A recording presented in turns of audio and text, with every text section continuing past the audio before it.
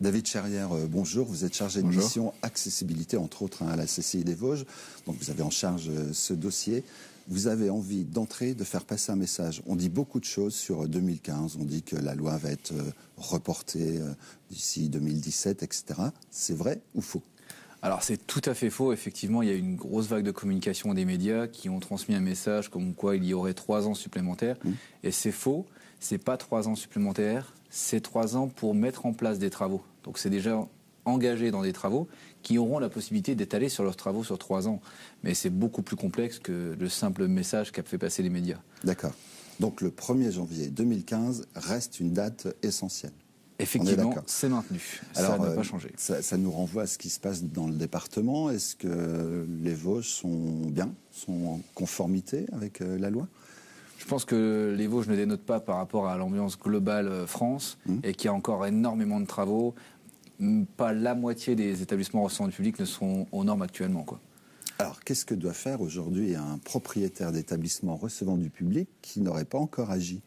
Alors déjà, il faut qu'ils aient envie de se poser la question à qui incombe la charge des travaux, qu'est-ce qu'il y a de faisable ou non, vraiment concrètement, comment ça peut se passer et si c'est faisable. Donc il faut déjà évaluer les choses à mettre en place, ce qu'il peut faire, ce qu'il ne peut pas faire, combien ça lui coûte, est-ce que financièrement il peut le faire, est-ce que c'est à lui, est-ce que c'est son propriétaire, est-ce que son bail le précise. Il y a beaucoup de questions et aujourd'hui, il faut qu'il se les pose pour savoir où aller, quoi. Il faut qu'il se les pose et il ne faut pas qu'il hésite à se faire accompagner par la CCI des Vosges, puisque vous êtes là pour les aider. Alors, de quelle façon ? Alors, effectivement, nous, on est là vraiment pour les aider. Alors, moi, je siège aujourd'hui à la sous-commission accessibilité. Et à ce titre, j'ai la possibilité d'aider donc, ces commerçants à évaluer s'ils ont l'obligation ou s'ils ont des dérogations possibles. Donc, on fait 2 accompagnements. Un gratuit, c'est une première journée d'information, enfin, une journée, quelques heures d'information, on fait le tour du point de vente.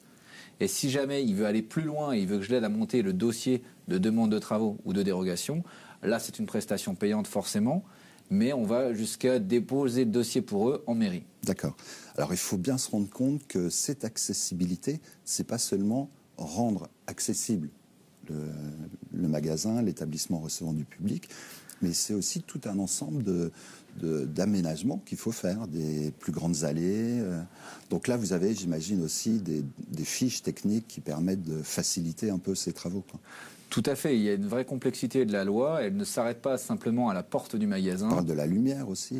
Exactement, vous avez des indications en luxe de l'éclairage sur les allées pour les personnes qui sont malvoyantes, qui ont besoin de bien voir les allées, des allées larges, puisqu'une allée principale c'est 1,40 m, avec des allées secondaires où la loi va peut-être changer sur une réduction des allées secondaires, mais pour l'instant c'est 1,40 m.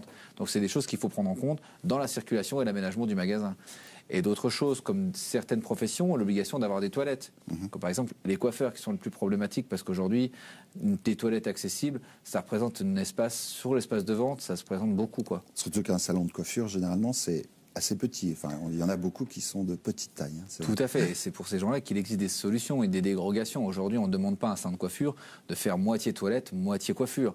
Il faut qu'il y ait des choses, encore une fois, c'est dans l'esprit d'avoir du bon sens pour une mise au maximum de l'accessibilité sans être complètement, on va dire, hors de propos, quoi. Alors je parlais de fiches techniques, elles sont accessibles sur le site. Tout à fait, elles sont téléchargement libres. Oui, c'est vrai que c'est important dans le sens où elles reprennent toutes les cotes. Alors toutes les fiches qui sont éditées par le gouvernement sont accessibles sur le site vosges.cci.fr et elles sont gratuites. D'accord. Et en plus, vous allez organiser bientôt un rendez-vous important. Effectivement, pour relayer l'information du gouvernement, on a décidé de faire régulièrement des réunions d'information. Et là, le 16 juin prochain, on fait une matinale de l'accessibilité. Ça se passe où ? Alors ça se passe au centre d'affaires, mais donc effectivement, on a déjà envoyé pas mal d'invitations et aujourd'hui, on a un nombre de places limité. Donc c'est sur réservation. Et ça sera donc le 16 juin à 8h30 au centre d'affaires. Donc on peut encourager les commerçants, les services recevant du public à assister à cette réunion d'information. David Cherrière, merci pour toutes ces précisions. Et quant à nous, à bientôt pour un nouveau rendez-vous d'esprit d'entreprise qui sera consacré à la formation par alternance dans les milieux du commerce et du tourisme. Merci, à bientôt.